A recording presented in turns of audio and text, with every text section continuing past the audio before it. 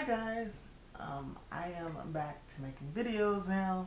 I finally got around to looking at my list of things you guys wanted me to talk about.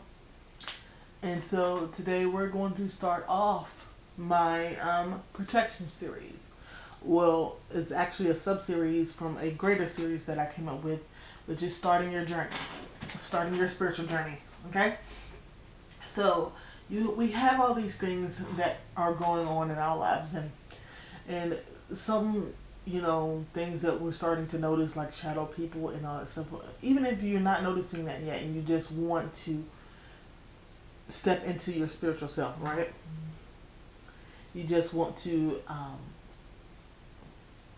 start your spiritual journey. The first thing I advocate for people to do when starting their spiritual journey is to start with protection, shielding, cleansing, and emotional journaling.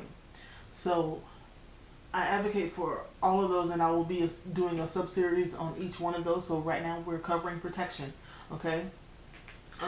I would state that if you're going to start your spiritual journey, do not do any magic or anything like that besides protection for at least a year.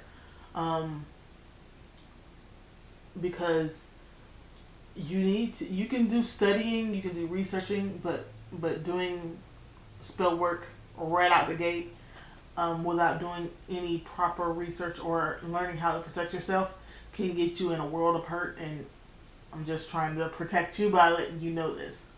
Okay, so protection is one of the most important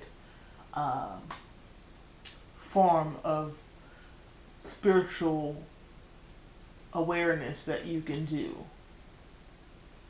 And it's very important, especially if you are an empath, because yeah, it's very important. So what you need to start doing is researching, for one, and this is how I did it. I'm not saying this is how you should do it, but this is how I did it. So when I started out learning how to protect myself, I looked at my ancestors. And being African American, you can't go back. I can't go past my great grandmother. I would love to, but yeah, most of the records are gone.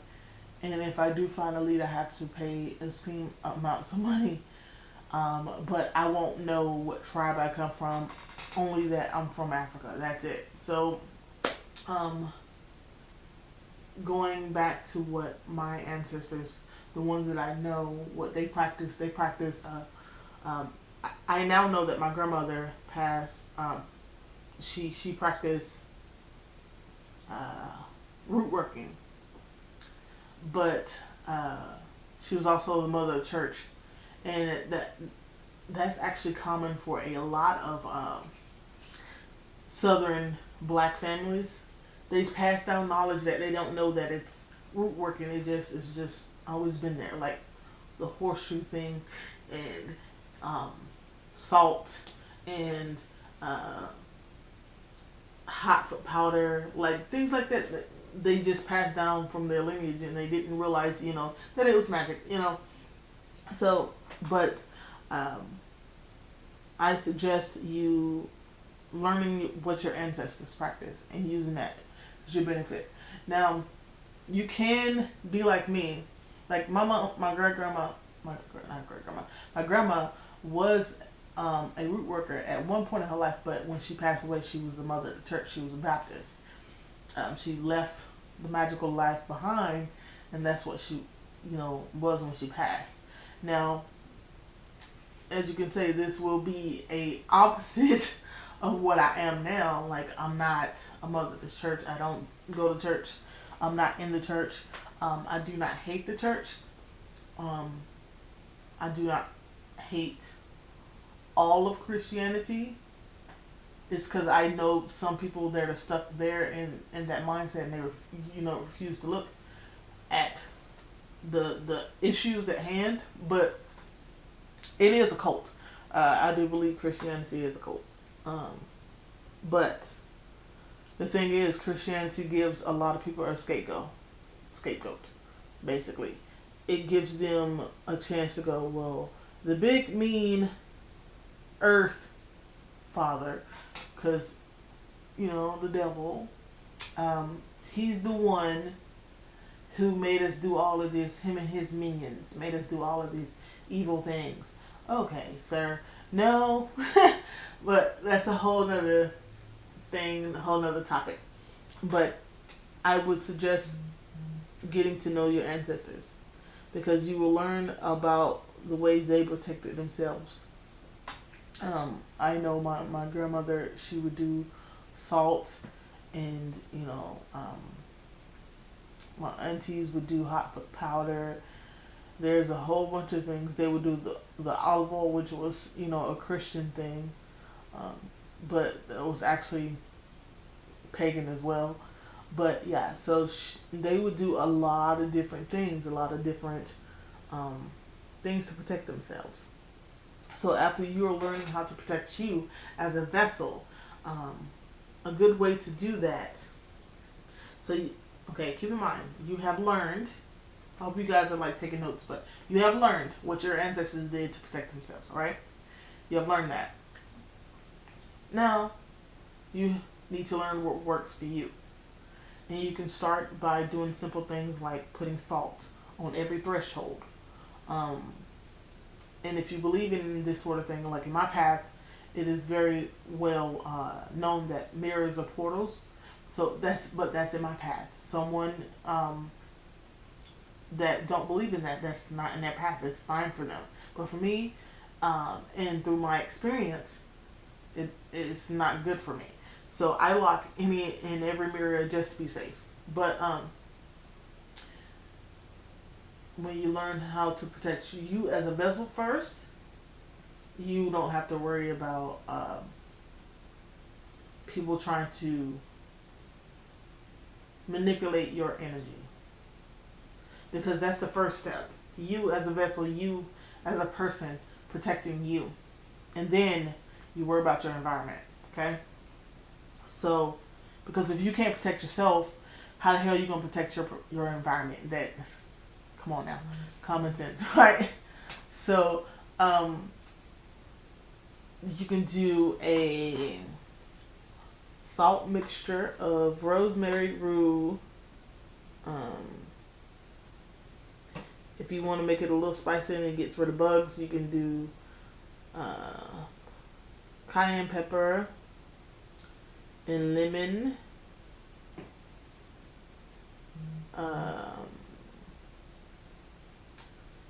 Not lemon juice, but actual like dried piece lemon peel, or you can do a little bit of lemon essential oil, but just a little bit because you don't want it to clump up. But let's see. Because a lot of people don't just have lemon essential oil just hanging around. So let's see. You can do salt, cayenne pepper, garlic, rosemary, and peppermint. You can do all of those, mix all those together, and sprinkle it around each threshold in your house. That is a great protection for your environment. But also, you can take a salt, like Epsom salt, and mix rosemary in it. You can mix peppermint in it, those two, and you can use it as a body scrub as well. So that protects you in your spirit. And you also always want to have a protection mantra. Okay, I have a protection spirit prayer as well. You can have one, especially if you are empath. While it doesn't make you more susceptible to things like that, it just makes you more like it hits you harder. So you have to be careful. So not only do you need to protect yourself with mantras, like me, I have the Hamza hand with an eye in the middle, the evil eye in the middle. So this is my permanent protection. The only way you get this off me if you cut it off my arm. So if you cut it off my arm, that means I'm already dead.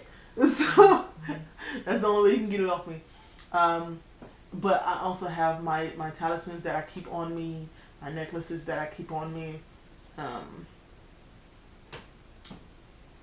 You can do jewelry. You can do crystals. I'm not really a crystal person, so I can't like give you crystal recommendations. I'm more of a herb person. But yeah, you can do talismans. You can do powders. You can even do a protection candle that you have designated for yourself. So like, say that this is a protection candle. It's a little cup, but say this is a protection candle, right? I will put all my herbs around this candle, light it for like 10 minutes a day, or even 5 minutes a day if you can spare 5 minutes a day, and say my protection mantra that I be protected. Now, what a lot of people don't understand though is that they think that once you say this protection that you're protected from everything. See, everybody is born with a spirit team, right? So my spirit team consists of my ancestors, known and unknown, and Santa Muerte.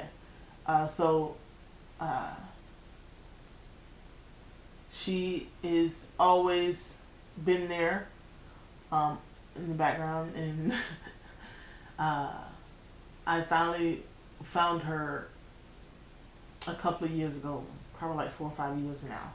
So yeah, that's my heart. She's always gonna have a place. But when you are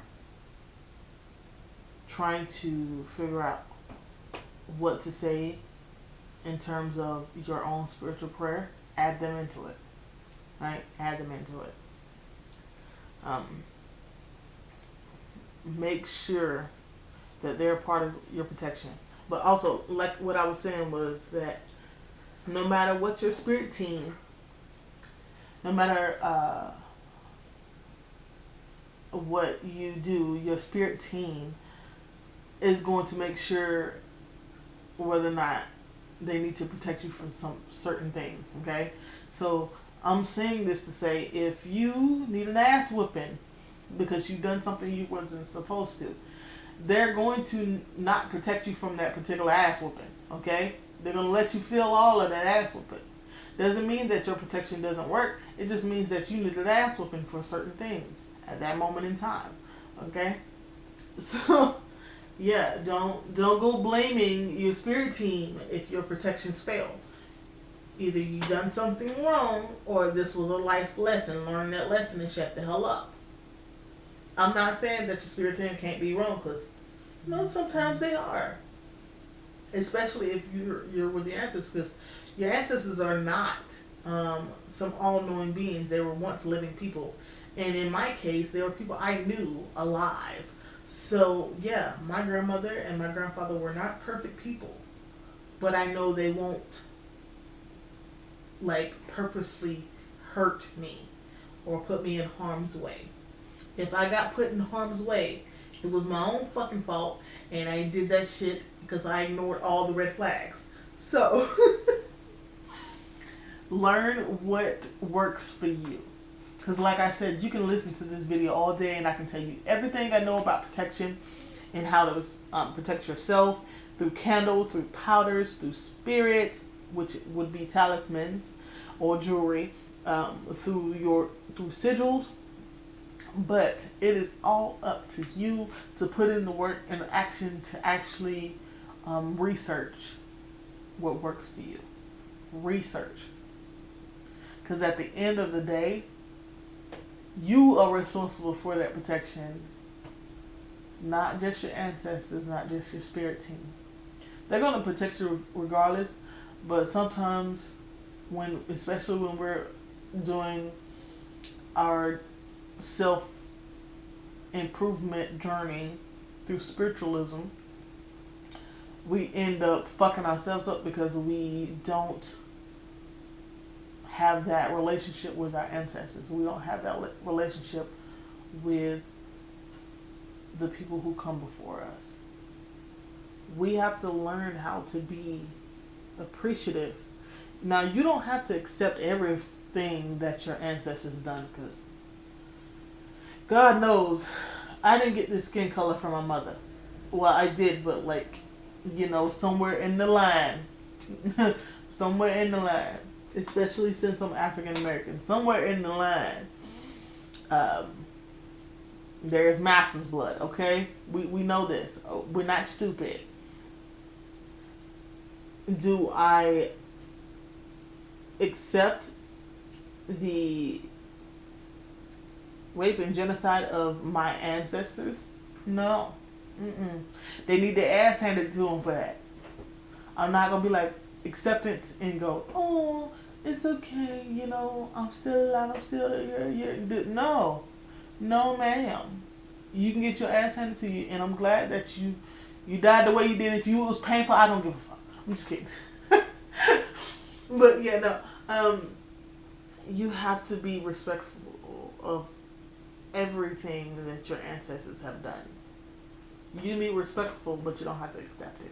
Okay? I can be respectful to the absolutely vile humans that thought it was okay to rape and pillage other humans. Because, honestly, as vile as you are, if it was not for you, I wouldn't be here. And perhaps I would be, but it wouldn't be in this lineage. You see what I'm saying? So I will give you your props, but I won't work with you. I'm sorry. Nope. Not unless you've come forth and really... No, you know what? Not even that. I'm sorry. I'm sorry. I can't. And that would be something I would have to deal with. But as it stands right now, my spirit team have guided me to be my highest potential, right? But they also have protected me. So your first line of defense is your spirit team. So learn your spirit team. Do not sit here and be like, oh, I'm going to get into magic or spiritual path because I want so-and-so to love me or so-and-so to treat me correctly. Look, girl, boy, let me tell you something. If they're not willing to actually treat you as a human being, they don't deserve to be in your life. And that's on recognizing toxicity and deleting the shit out of them. And go about your business, okay? That's step one. Mundane, because I didn't even bring that up yet. Mundane protection added on top of spiritual protection. And that's something I struggle with now. Like, I'm mundanely protected. Like, see, I have my weapons here. I have my weapons. I am like physically protected. Put it that way. I'm physically protected. But I'm spiritually protected. But am I emotionally protected? Am I mentally protected? I'm mentally protected in terms of spiritual, emotionally in terms of spiritual. But I am not protected in terms of mundane. Like, I'll let someone who I know and love manipulate me because I feel like I need to do that for them. No. See, I'm learning that's wrong. And so I am learning to push forward with my own thing and learn each day, because only a fool thinks he knows everything. Alright, guys, that is the end of this video, and I hope that you had or was able to learn a little bit of things, and see you guys soon. Bye.